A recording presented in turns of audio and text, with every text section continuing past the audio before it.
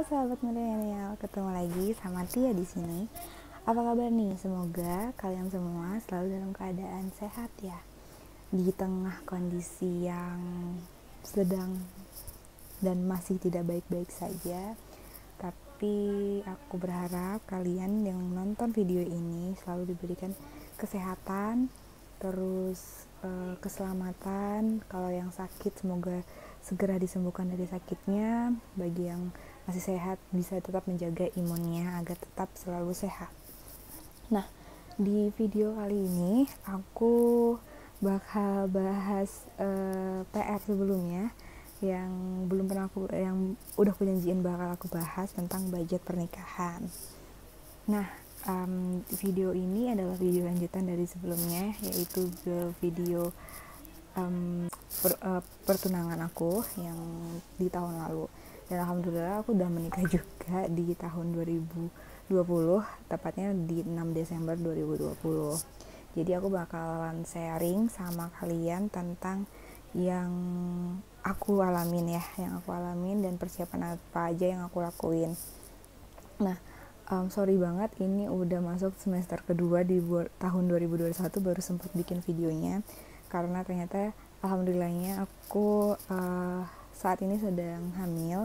Jadinya kemarin itu sempat di trimester awal itu mabuk parah, jadi nggak sempat untuk bikin video dan nggak sempat untuk ngapa-ngapain gitu kan, ya kerja aja, itu pun harus dikuat-kuatin. Jadi alhamdulillah sekarang udah masuk trimester kedua dan udah lumayan fit. Nah, jadi video di kesempatan ini aku bakal sharing sama kalian tentang budget pernikahan aku sebelumnya. Ini tuh udah di Instagram aku pernah aku bahas ya. Jadi kayak misalnya apa aja sih yang harus dipersiapin saat kamu mau nikah gitu kan ya. Pertama itu aku awalnya juga bingung harus nyiapin apa, harus mulai dari mana gitu ya setelah acara lamaran. Nah, dan setelah acara lamaran itu kalau aku sendiri, karena bapakku orang Jawa gitu kan ya, rudingnya juga orang Jawa, jadi kami itu masih ikut adat. Jadi masih dicarikan tanggal yang baik untuk menikah. Jadinya itu kira-kira masih 2 minggu atau 3 minggu kami itu belum dapat tanggal setelah acara lamaran. Jadi kami nunggu dari pihak keluargaku yang di Jawa, di Jember itu ngirimin tanggalnya. Jadinya akhirnya dapatlah tanggal 6 Desember 2020 gitu. Jadi kami nentuin tanggal dulu ya sebelum yang lain-lainnya. Jadi alhamdulillahnya waktu itu udah dapat tanggal 6 Desember. Itu aku dan Mas Rudi itu langsung mengurus berkas administrasi KUA. Jadi apa aja yang diperlukan di KUA kami selesaikan saat itu. Itu waktu itu sebenarnya masih di bulan Agustus, jadi masih lama sebenarnya ya. Jadi sempat juga pas di KUA itu sempat ditolak gitu kan, karena kata KUA dia itu minimal kita mendaftarkan pernikahan itu minimalnya seminggu sebelum hari H dan maksimalnya tuh 3 bulan sebelum acara. Jadinya KUA-nya bilang suruh balik lagi, datang lagi di bulan September buat ngurus semuanya. Akhirnya kami bilang karena ini gak ada informasi sebelumnya dan kami gak tahu kalau memang harus maksimal 3 bulan, karena waktu itu kondisinya udah cuti kan dari kantor gitu kan, buat ngurusin berkas-berkas. Terus akhirnya bapaknya ya sudah, nanti datanya saya keep dan ini akan kita daftarkan ulang lagi di bulan September. Alhamdulillah banget ya, akhirnya bisa tetap masuk berkasnya, tapi tetap menunggu di bulan September untuk masuk berkas untuk didaftarkan. Jadi buat teman-teman yang mau nikah mungkin bisa ngurus berkasnya, tapi nggak terlalu cepat juga, nggak masalah gitu ya, asalkan masih dan tidak terlalu mendadak juga ya. Jangan sampai 3 hari mau nikah baru ngurus berkas-berkasnya, itu juga bakal susah di KUA-nya. Nah, sekarang aku mau bahas dulu apa aja sih yang harus kita ingat sebelum, atau yang kita harus persiapkan sebelum kita menikah gitu ya. Aku sebelumnya itu aku baca buku, kalau waktu itu yang salah satu panduan aku itu ada namanya wedding planner, buku wedding planner. Aku belinya di Shopee. itu kalian bisa beli juga, itu sebagai salah satu referensi kalian buat to-do list yang harus kalian lakukan. Kalau kalian nggak mau ribet atau kalian nggak mau bikin catatan sendiri, jadi itu sudah dibantu di sana untuk kalian buat catatannya. Nah, yang pertama yang harus kalian siapkan itu adalah persiapan menikah. Jadi persiapan menikah ini not only kalian siapin semua keperluan menikahnya secara teknis, tapi juga ternyata harus yang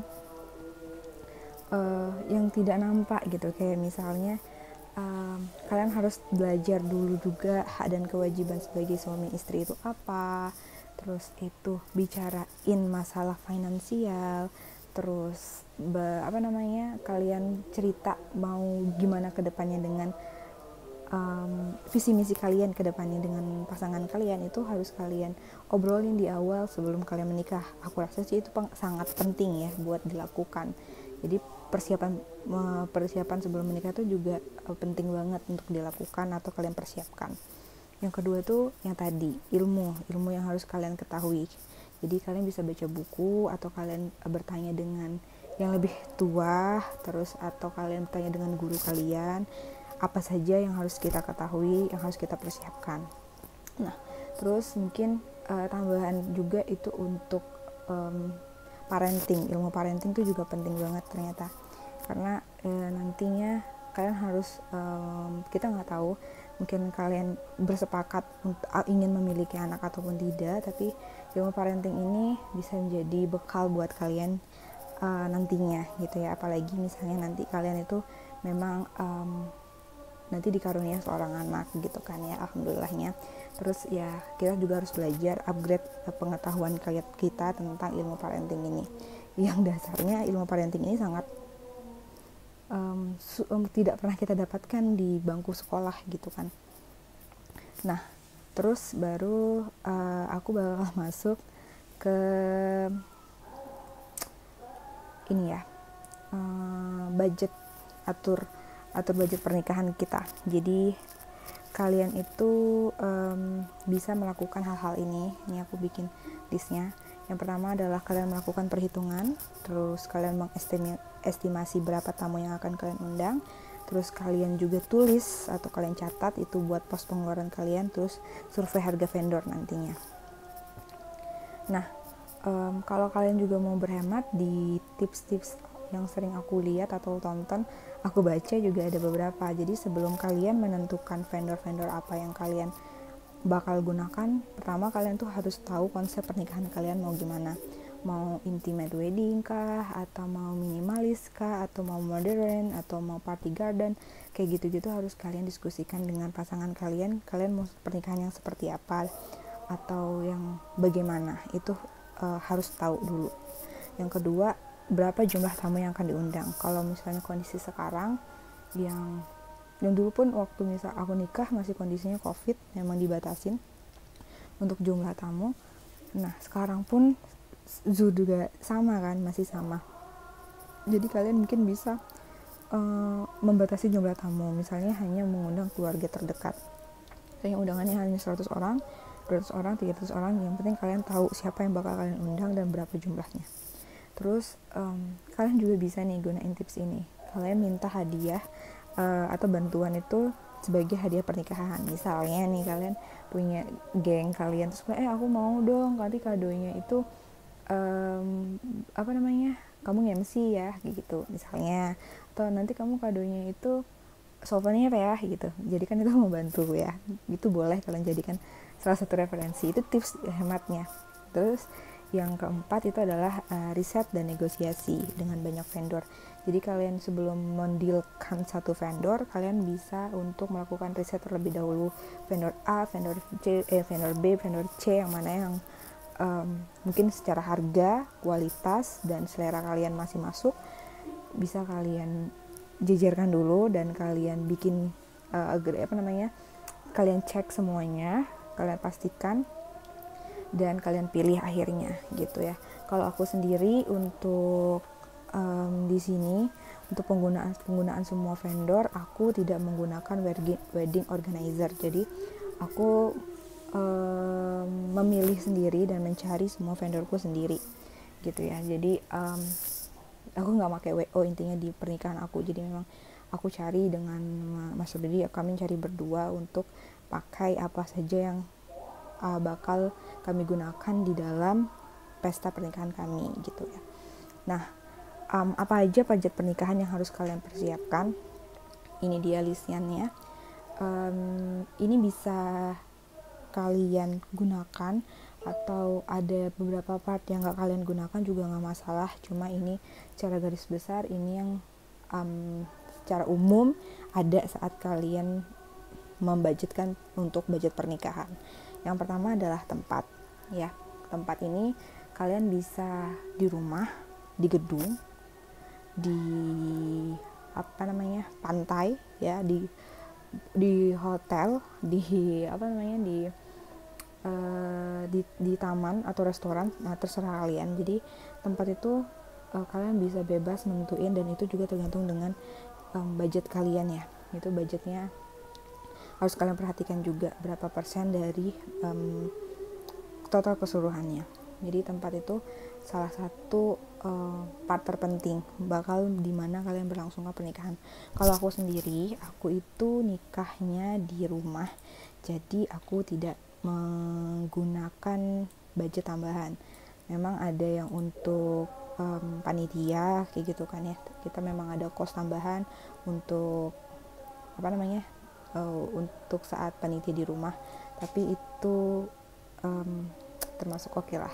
Maksudnya kalau aku nggak ada biaya tambahan untuk masalah tempat. Yang kedua itu adalah muah atau attire.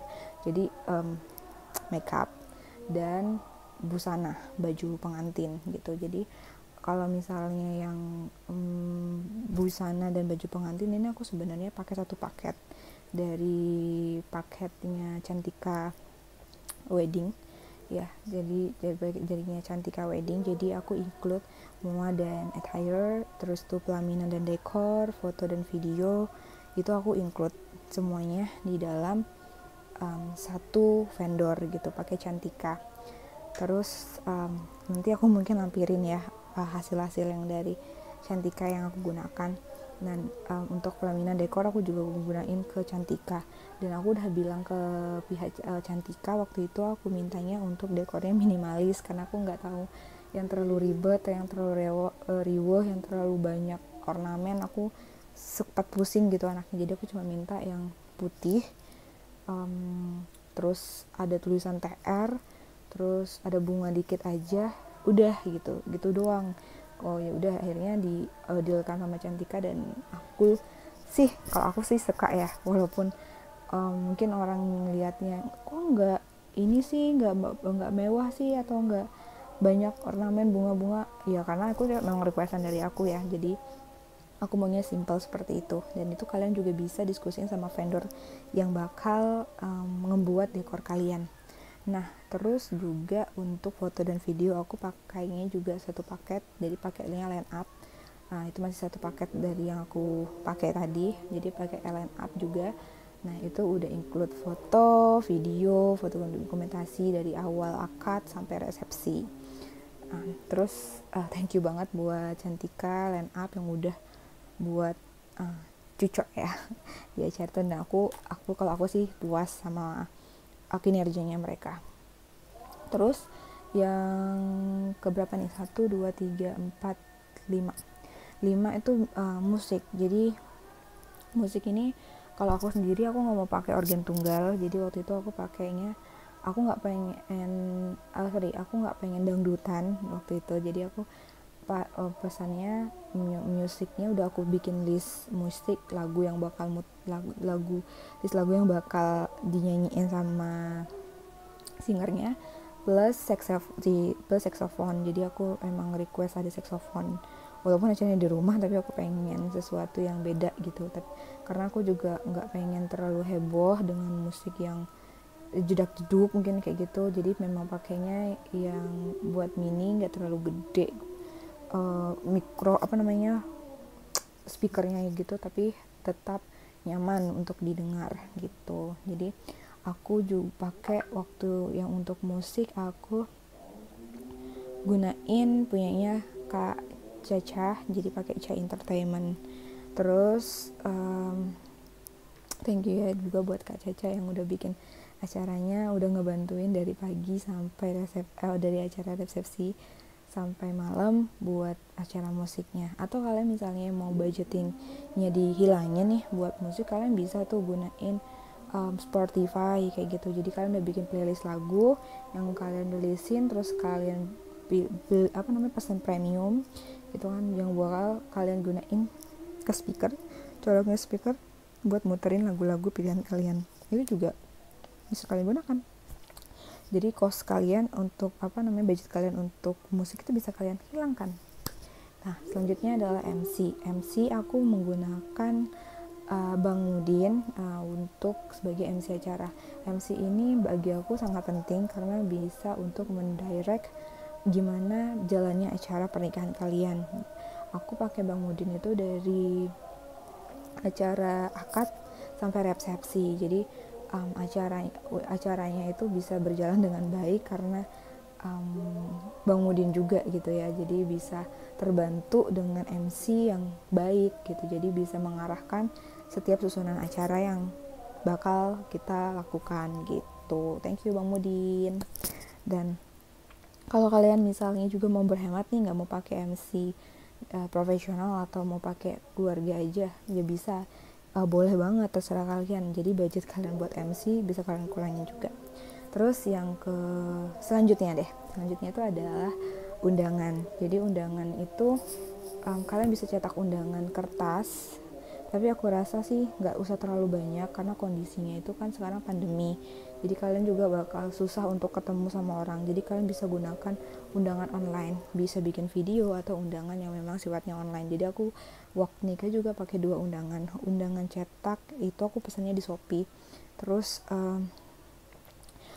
yang undangan online itu aku juga bikin di Nganten Story. Jadinya aku bikin 2 kayak gitu. Terus itu juga sangat membantu banget buat kalian gitu untuk menyebarkan undangan kalian. Dan tapi harus kalian tetap catat ya berapa jumlah undangan yang kalian undang atau yang kalian sebarin. Jangan sebar aja nih, ternyata nggak terkontrol undangannya gitu.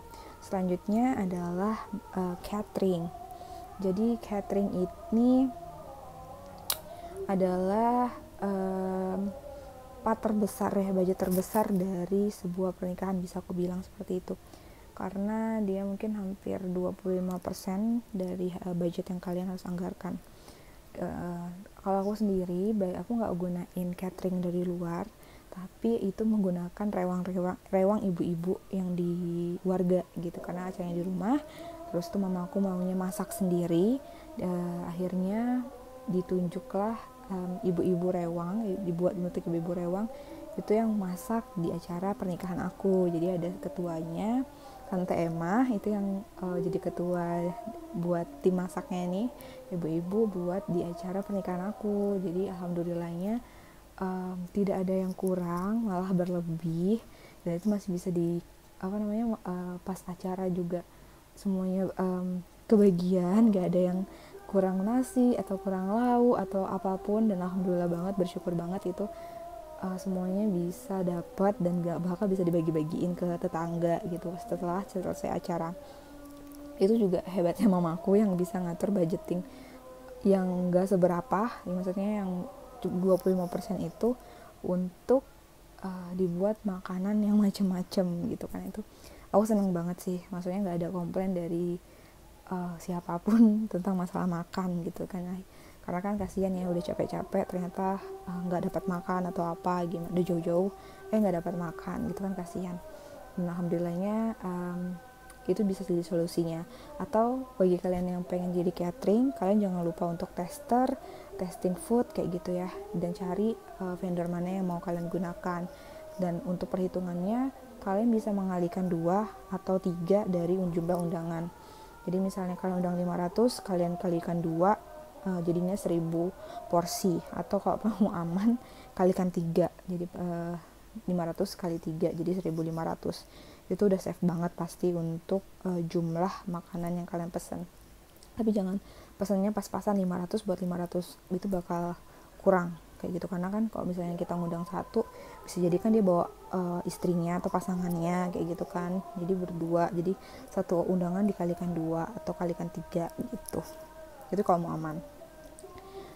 Itu untuk masalah catering ya. Jadi bisa kalian solusinya mau catering di luar atau kalian mau masak sendiri juga boleh gitu. Itu juga bisa menghemat kos kalian banget gitu.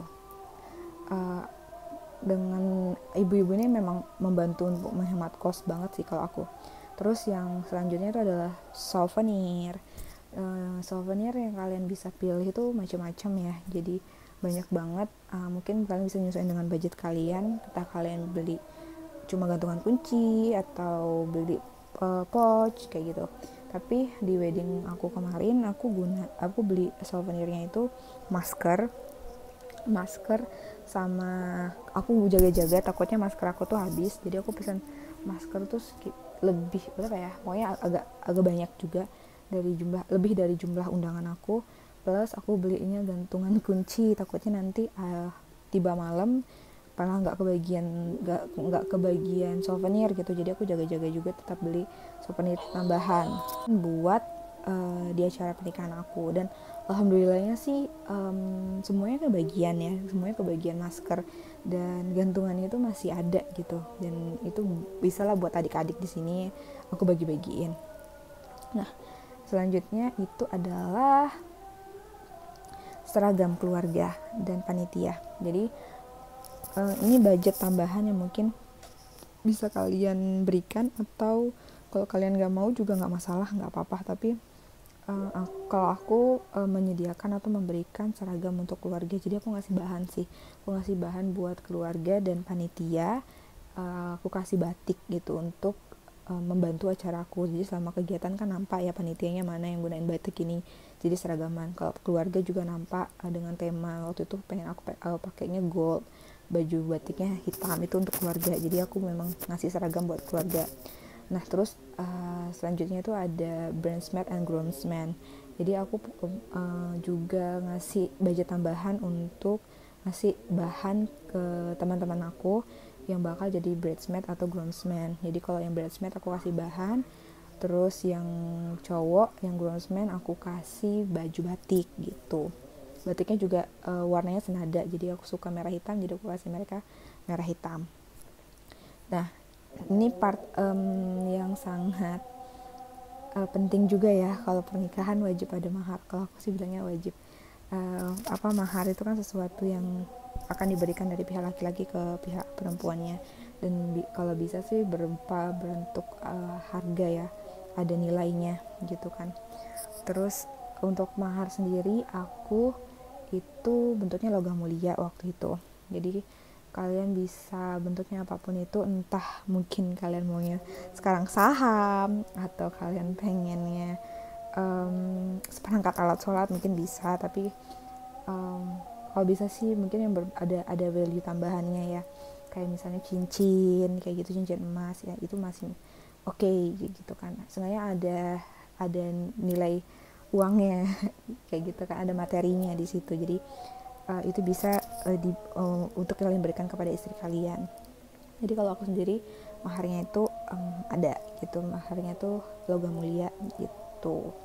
Nah kalau seserahan ini mungkin ada yang gunain, ada yang enggak gitu ya. Kalau aku sih ada untuk di seserahan saat pernikahan. Jadi kalau misalnya masih yang nanya emang wajib ya seserahan, wajib nggak wajib sih. Jadi kalau misalnya mau ada ya boleh, kalau nggak mau ada ya nggak apa-apa kayak gitu kan. Asalkan antara kedua belah pihak itu sudah tahu dan sudah menyepakati apakah akan diberikan seserahan atau tidak gitu. Kalau aku seserahan itu kan sebagai kalau kami kenapa diberikan seserahan itu sebagai bentuk pemberian calon suami terhadap calon istri yang wujudnya dia itu nilainya tuh aku bisa untuk memberikan nafkah lahir dan batin untuk calon istriku nanti kayak gitu. Jadi makanya bentuknya seserahan itu kayak makeup, keperluan istri, makeup, alat sholat, misalnya sepatu, tas, terus baju tidur, sampai keperluan istri dari atas kepala sampai kaki itu kasih di seserahan gitu. Kalau aku sendiri sih waktu itu nggak terlalu gimana, cuma memang dari keluarga yang laki dan keluargaku juga bilang nanti ada seserahan ya gitu, tetap meminta ada seserahan, ya sudah. Jadi dari Mas Rudi juga mempersiapkan seserahan yang sesuai dengan apa yang aku minta gitu. Terus selanjutnya adalah ini MC udah ya, jadi double tulisannya MC. Yang terakhir adalah KUA dan penghulu. Jadi secara garis besar itu sudah dipersiapkan semua, dan tadi adalah administrasi ya. KUA dan penghulu adalah biaya administrasi. Jadi waktu kemarin setelah saya penataran itu kalian harus membayar uang pendaftaran pernikahan gitu ya, sekitar 600.000. Itu harus, kalau misalnya kalian mempersiapkan dari awal juga boleh banget gitu. Jadi udah tercover semuanya dengan baik di acara di persiapan kalian itu gitu. Jadi nggak ada lagi yang bakal dirempongin gitu aja sih. Jadi nanti aku bakal lampirin list semua vendor dan yang aku gunain dan deskripsinya di akhir video ini ya. Dan kalau misalnya nanti aku sempat dan aku bukan usahain buat nampilin sampel-sampel hasil dari vendor yang aku gunain gitu. Itu aja untuk budget pernikahannya. Sebentar, di Instagram aku itu udah ada tulis juga persentase untuk setiap anggaran untuk budgetin pernikahan. Jadi kalian bisa buka di IG story aku, udah ditaruh di highlight itu di Tia Edelweiss di Instagramnya, di wedding planner. Di wedding planner itu kita bahas yang ada di sini, terus aku bakal bacain persentasenya. Ini menurut wedding planner ya. Kalau misalnya persentase untuk dekorasi itu 15% dari budget kalian. Jadi ini alokasi budget untuk pernikahan kalian ya. Terus 25%-nya catering, 5%-nya untuk MUA, 3%-nya untuk undangan, 7%-nya untuk gaun. Terus 10%-nya kalau kalian gunain WO, 10% untuk dokumentasi, 5% untuk hiburan, 10% untuk gedung, 8% untuk souvenir, dan 2% untuk administrasi. Jadi kalian bisa juga mempreskan atau meminimalis ya budget yang kalian gunakan dengan tips-tips yang tadi. Jadi kayak misalnya kalian nggak menggunakan WO, jadi WO-nya bisa kalian coret. Terus misalnya kalian nggak menggunakan musik, kalian bisa coret. Kalau kalian nggak menggunakan catering, kalian memang harus mempersiapkan untuk bahan juga, tapi nggak menggunakan jasa catering, ya kalian bisa menguranginya, mengepresnya gitu. Jadi bisa kalian persiapkan dengan sesuai keinginan kalian masing-masing. Jadi aku rasa cuma itu dulu yang bisa aku sharing sama kalian. Semoga bisa bermanfaat ya. Kalau misalnya ada pertanyaan boleh ditinggalin di kolom komen di bawah. Kalau misalnya ini kalian merasa bermanfaat, jangan lupa di like ya. Terus boleh jangan lupa di subscribe ya channel YouTube-nya kalau bagi yang baru nonton, dan salam kenal. Dan boleh di share kalau kalian ngerasa ini berguna buat teman kalian yang lagi mempersiapkan budget untuk pernikahan gitu. Jadi buat siapapun di luar sana yang sedang mempersiapkan diri untuk menikah, tetap semangat, jaga kesehatan, dan bismillah, semua yang berniat baik insya Allah akan dipermudah oleh Allah gitu ya. Jadi harus semangat, terus jaga kesehatan jangan lupa, apalagi di kondisi pandemi yang belum tahu kita kapan berakhirnya ini. Dan cukup sekian video kali ini, video singkat dari aku untuk masalah budget pernikahan. Nggak singkat sih, udah mau setengah jam. Aku akhiri video kali ini, dan sampai jumpa di video selanjutnya. Bye bye. Assalamualaikum.